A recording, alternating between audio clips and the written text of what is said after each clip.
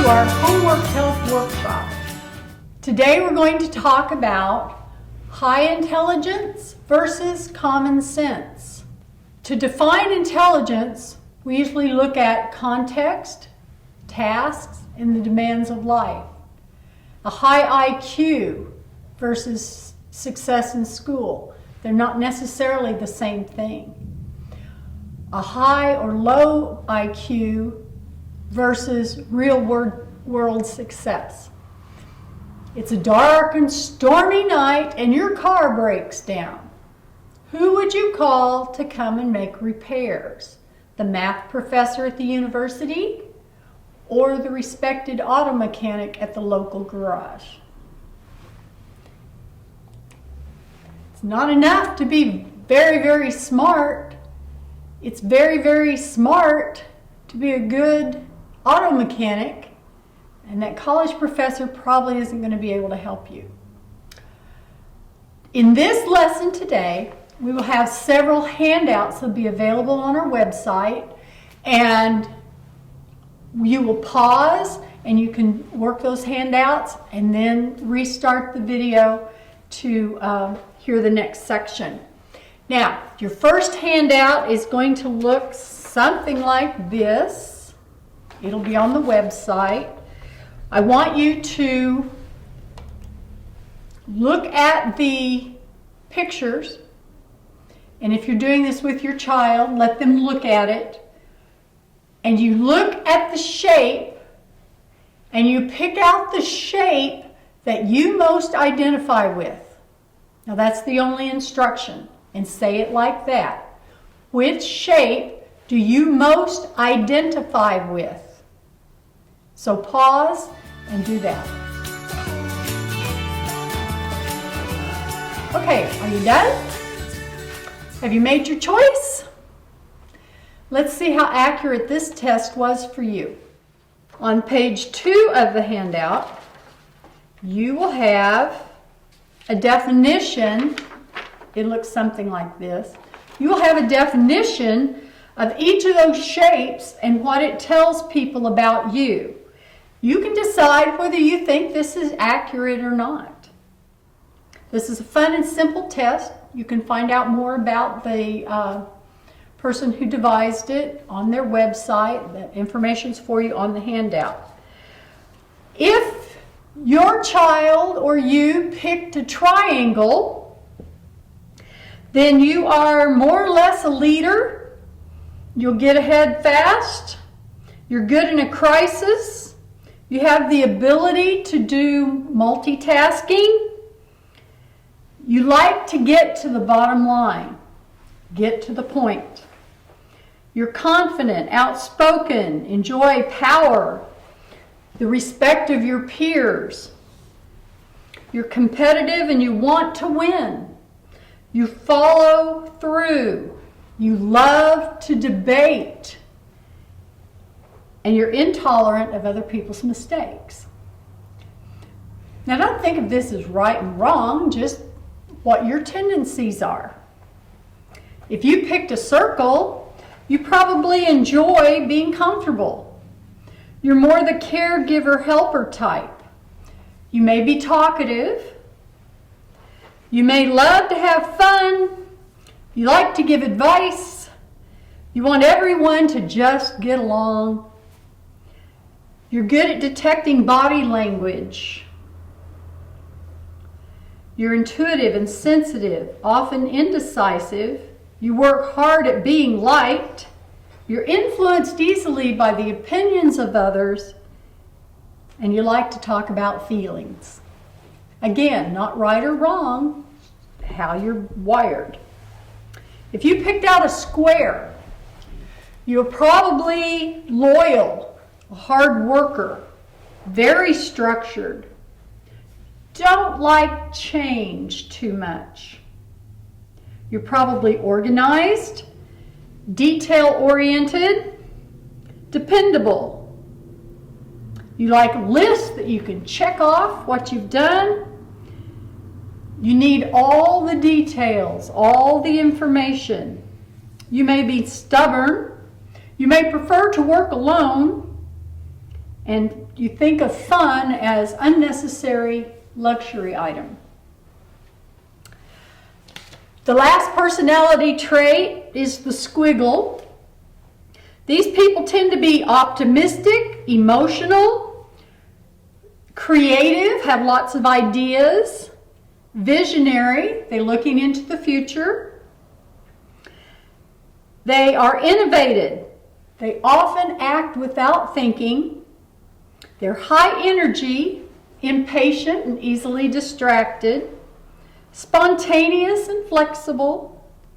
They enjoy being unique, and they can handle many projects at once, but they have trouble getting done with any of them. Now, as you're looking at these, remember they're not right or wrong. These are personality traits.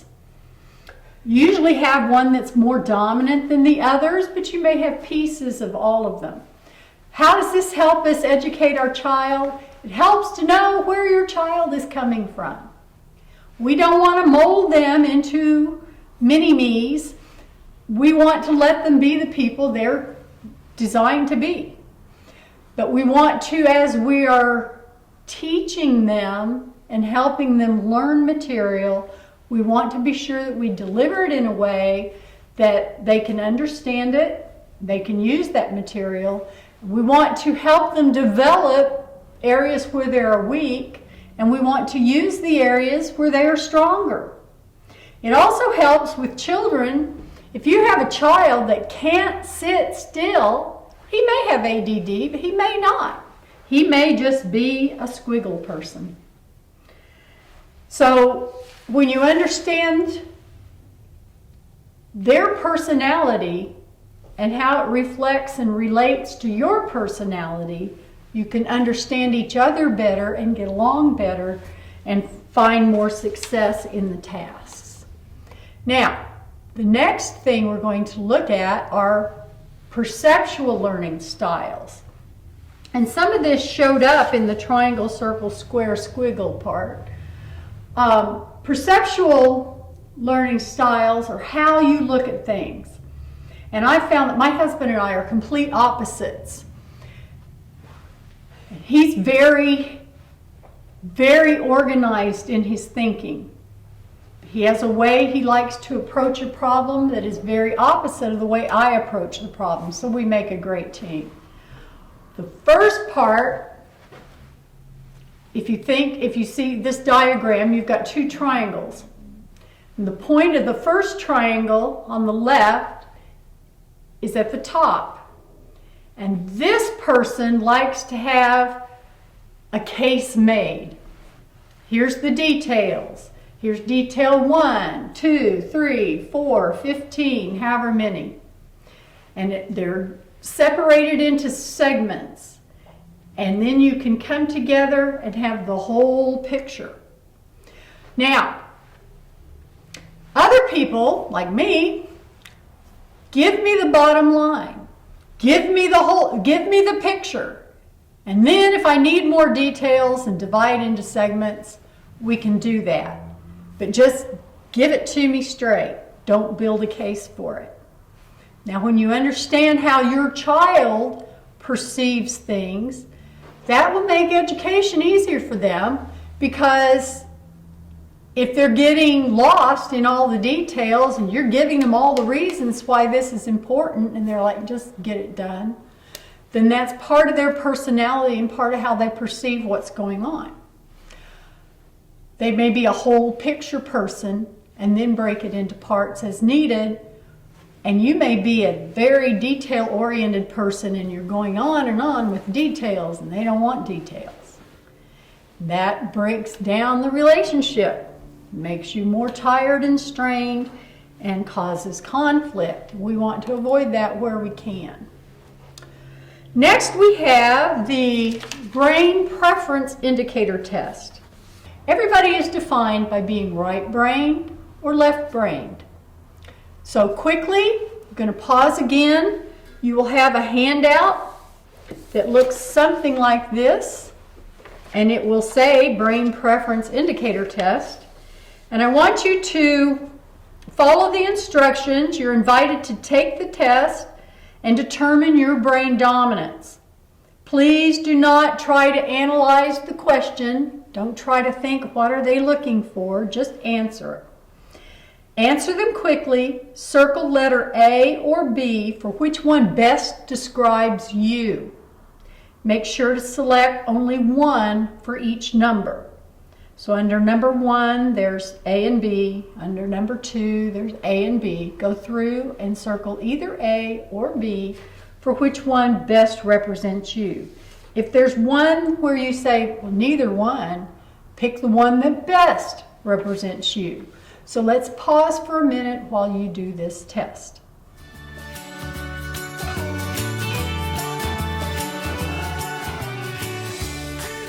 All right. Did you get that done? Did you learn about yourself? On the scoring section, it says, circle question 1, 2, 3, 7, 8, 9, 13, 14, 15, 19, 20, and 21. So circle those numbers on your test. Circle the number of A responses for circled questions, and then count the number of B responses for not circled questions. And you put those totals there, then you total the A and B responses, and it will explain to you what your score is. Are you right-brained or left-brained, or someplace in the middle, bilateral? You're kind of both. Left brain versus right brain. Left brain people like to analyze. They like to count. They like to plan step by step and procedure and verbalize and make rational statements. They're grounded in time. They keep track of it. Sequences of activities based on it. They like to think. They use their intelligence. They reach logical conclusions based on the facts. Your right brain learner person likes imagery and creativity and being spontaneous. They like intuition and concreteness. They operate without a sense of time. They prefer feelings. They draw on their intuition. They have a gut feeling about something. They make decisions based on subjective insights. Experience is very important to them. They rely on flashes of inspiration. Brainstorming is a great way for these people to develop an idea. Left brain people don't really care for brainstorming. Here you have a picture of a brain. You have the left brain person, very logical, analytical, controlled, strategic, scientific. The right brain people love to love. They love art and poetry and passion and creativity. And there's nothing wrong with either one. And one is not superior to the other. They're simply different. When you look at your child and their learning styles, you need to consider, are they more right brain or more left brain? Next, we're going to pause again for multiple intelligence inventories. So you'll find on the website the multiple intelligence inventory test. Take a minute, we'll pause. Take a minute and answer that question. Papers look something like this. You're going to leave a blank for anything you do not identify with, so it's okay to have blanks. Some areas you might have all of them marked and some of them not any. But you're going to place the number 1 next to a statement that you feel is accurate about you. So take a minute and do that.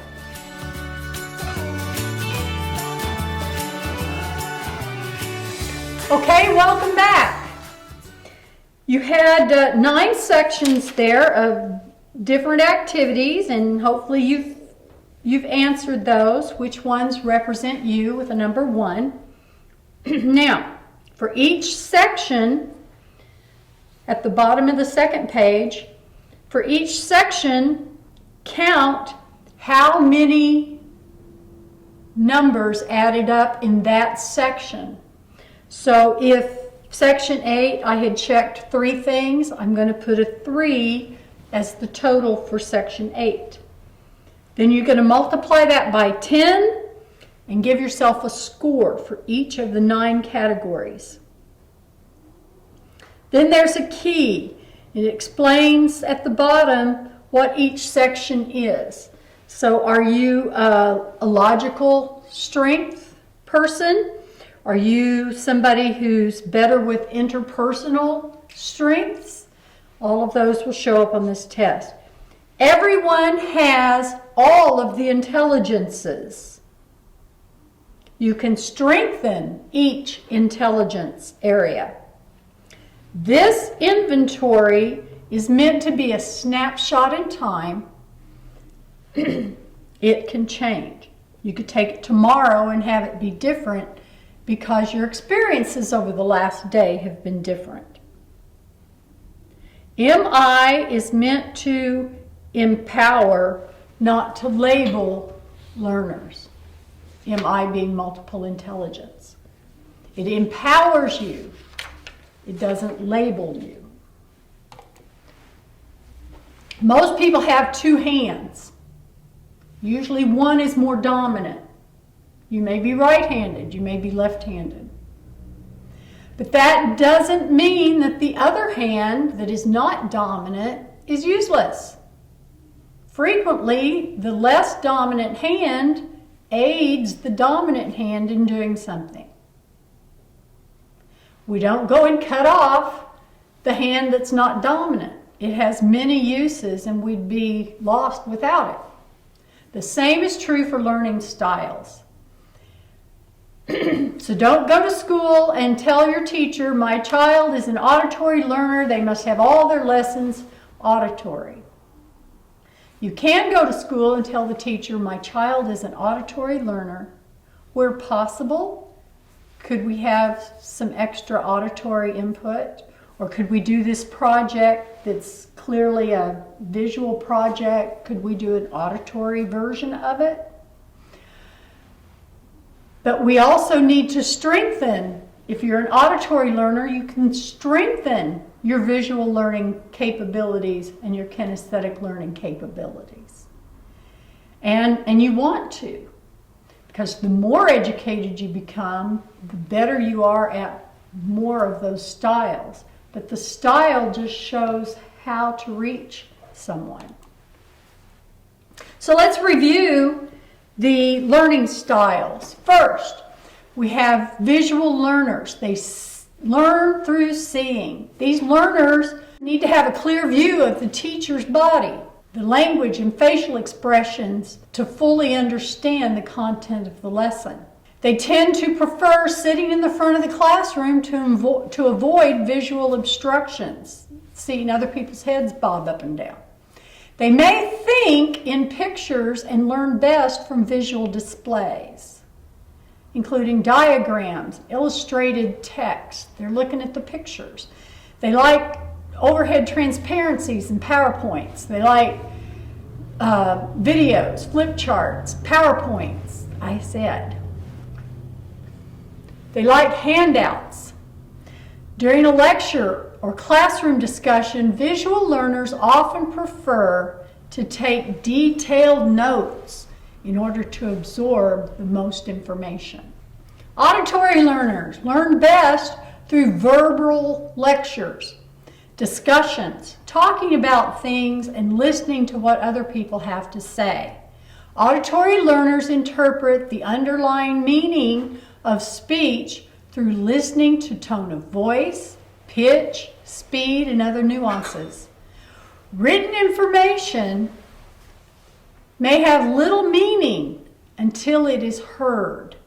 These learners often benefit from reading texts aloud and using recorders or cell phones to have a device that they can listen to again. A student who is auditory might do better with their homework if the lecture was recorded for them and they could listen to it again. The tactile kinesthetic learner is a learner that does its best work hands-on.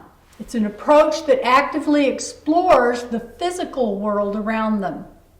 They may find it difficult to sit still for long periods of time, and they may become distracted in their need for activity and exploration. They need to be moving in order to concentrate on learning activities and incorporate movement in the most effective ways. I want you to take a minute and look at handout number 7, Ways to Help Different Learners Learn. Take a minute and look through this handout. Okay, welcome back. Learners who have difficulty or delayed getting started. Sometimes it's better to let them have a break more often, smaller amounts at a time. Learners who are overly active have difficulty sitting and working quietly. You want to avoid times when they have to sit for a long time. They need to be able to move. They need to be able to tap their pencil. They need to be able to tap their feet. They can be listening when they're looking around the room because they're not confined to the visual. Learners who are very distractible or daydream or stop working before they're completed, they might do better if they had a checklist. And they say, okay, I did that, now next I need to do something else. Learners who have trouble paying attention to oral instructions might simply just do better if it's written. I had this problem. I had a son who had some special needs, and I was constantly trying to get the teacher to write the instructions out, because if he had to remember them, it wasn't going to happen. But if they were written, he could look back and know what he needed to do. Our next handout, handout number 8, 8 ways to learn anything. This goes into a little deeper level than just the visual, audio, and kinesthetic. Some people do better with linguistics, reading, talking, writing about a subject. They like to look at dictionaries. They like to look up words. They like to record stories or write them down. They like to keep journals. They are very good at writing stories. Your spatial intelligence people do better if they're drawing or doodling. Sometimes you'll see a child who's listening to a lecture and they're drawing flowers or a snake or geometric shapes, and they say, you need to pay attention. They probably are. They need that to focus. Some people just need body movements. You can use magnetic or Scrabble tiles for them to be able to spell words. Let them spell out their spelling words with Scrabble tiles instead of making them sit and write them. I had a student one time who he liked to practice writing his spelling words in an area rug that was kind of like a shag carpet, had longer pile, and he could write in there, and he would write all day doing that. He loved how that looked and how it felt. And when he was ready to write the next word, he'd swipe over it with his hand and he'd spell the next word. And that was really a good way for him. And he got really excited about spelling, and he came back to see me and he goes, oh, look, I passed my spelling test. I never passed my spelling test. Because he had practiced all those words in the carpet. And then that carried on when he did the test, because in his mind, it was like writing in the carpet, only now he was writing with his pencil on the paper. Interpersonal and inner self intelligence. These students relate to their personal feelings and experiences. So when they're reading a story, If you can draw out of them, did you ever feel like Winnie the Pooh did on the blustery day? And you can relate that to how they feel and how they get along with other people. Did Piglet depend on Pooh? Have you ever depended on someone? Or have you ever had someone depend on you? They generally like to journal. They like to set aside time to reflect on new ideas. They like to work on the computer because it's quick and easy to get information. Some people have a very logical, mathematical mind. That isn't my gift, but other people have that gift. And they do very well when they think of things in an orderly fashion. They like to sort and categorize their information. They like to play games that involve critical thinking. They like to make outlines of projects and arrange information in a logical order. They write directions for completing the project. Okay, before I start this experiment, I'm going to do this. Next, I'm going to do that. And they write out instructions so that they can follow them. You have musical intelligence. They like to read the lyrics of the music. They like to use familiar tunes to memorize word lists. They put it into a song. They clap out the syllables because rhythm is important to them.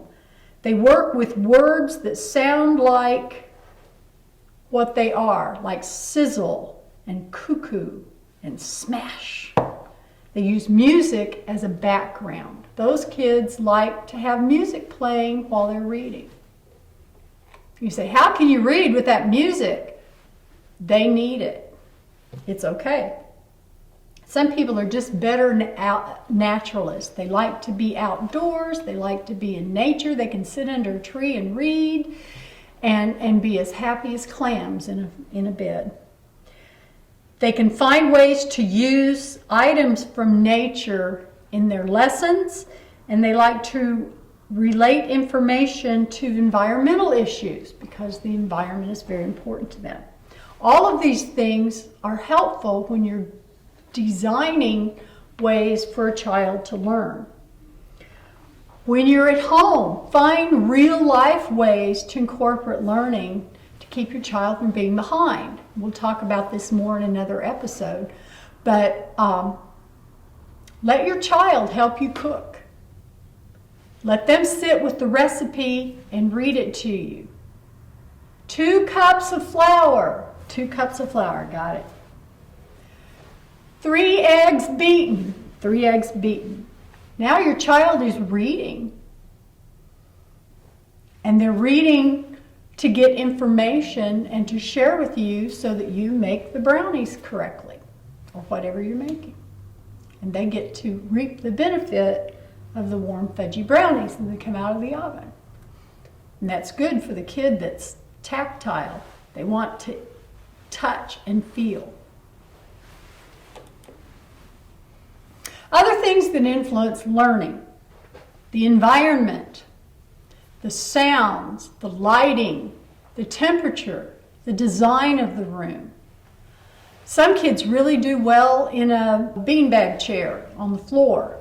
Other kids, that drives them nuts. They can't sit like that. They're not comfortable at all. So find what's good for the child you're working with. Their emotional state. Are they motivated to do this? Do they have persistence, responsibility, a sense of independence? They might do better if you're sitting right there with them because they don't feel like they're just being pushed off someplace. But they want you to be quiet so you're not interrupting and interjecting, let them do their own thing. Sociological preferences. Some kids love to work in group projects. Other kids hate group projects. They don't want to be a part of a team. They don't want to be constantly supervised. They need variety. You have to learn to work in a team, but you also need to learn to work on your own. So do projects different ways, but know that there's a preference that the child has where necessary. Sometimes there's physical needs that come into play. Maybe they're hungry or thirsty. Maybe they need a bathroom break. Maybe they got too much energy put out and they need to go run for a little bit outside and then come back and work some more. I think it's sad sometimes the kid who needs recess the most got in trouble in class and had to stay in from recess. They need mobility. They need the freedom to be able to move. I want to talk a minute about something that you may or may not have heard of, Scotopic sensitivity syndrome. And this was an idea and method that was developed by a woman by the name of Irlen, I-R-L-E-N, and it's called the Irlen method. And over 25 years ago, she identified this scotopic sensitivity syndrome and found that it's not an optical problem. It's not a problem with the eye. It's a perception problem. The brain is processing information incorrectly. And this problem tends to run in families. It's not currently identified by standardized educations or medical tests. In a nutshell, what happens, and there's books on this, what happens is the brain gets the information when the student is reading. You've got black letters on a white page in a room with fluorescent lighting.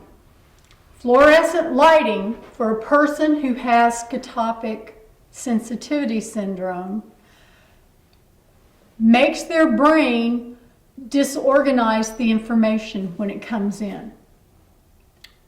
Now, I thought this was interesting the first time I heard about it, and my boss was learning to test people for this, and she was practicing on me and found that I have it. And it made a lot of sense. And there is something pretty easy that you can do about it. So what happens when a person with this sensitivity is reading under fluorescent light on a white page? Sometimes the print looks different in different parts of the page. Sometimes it looks like the print is moving. Sometimes it looks like you're seeing the background and the letters are just in the way. Sometimes it feels like the letters in the middle are flowing down, or like there's a river going through it.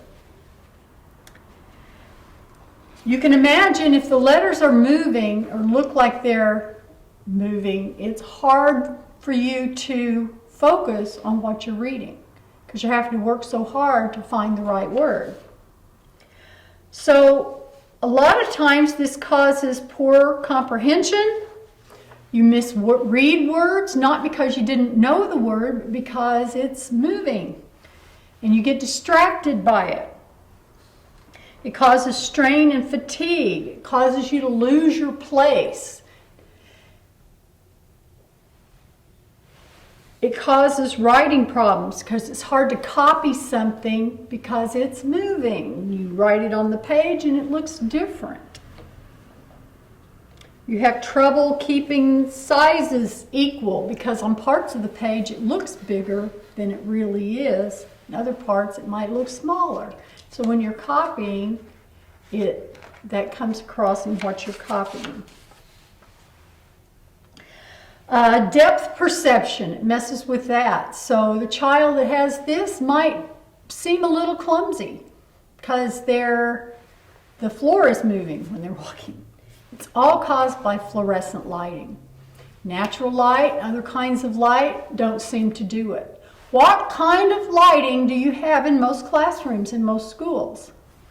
Fluorescent. So if you had this problem, it could be a real issue for you. Here's what you do about it. You can go and have a psychologist and experts in the field test you, and they can sell you some little plastic sheets,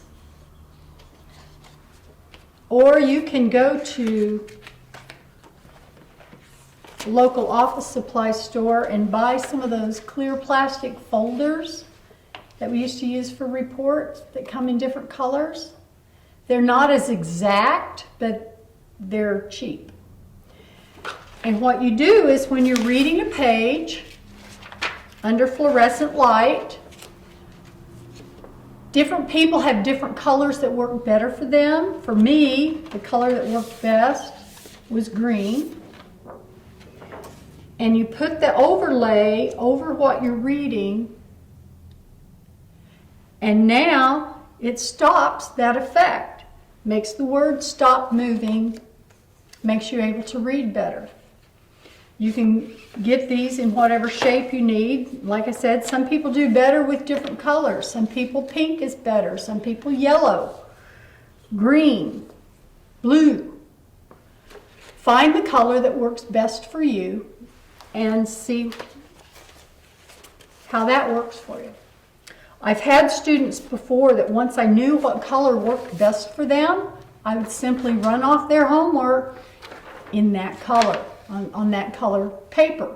Then they don't have to bother with the plastic sheets. They can just have their paper already the color they needed it to be.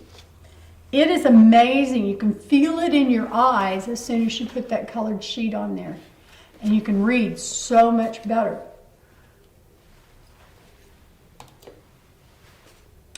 In our next episode, we will be discussing reading. How to learn to read better, how to teach your child to read better, how to give them a love of reading, and some of the aspects of that. I hope you tune in.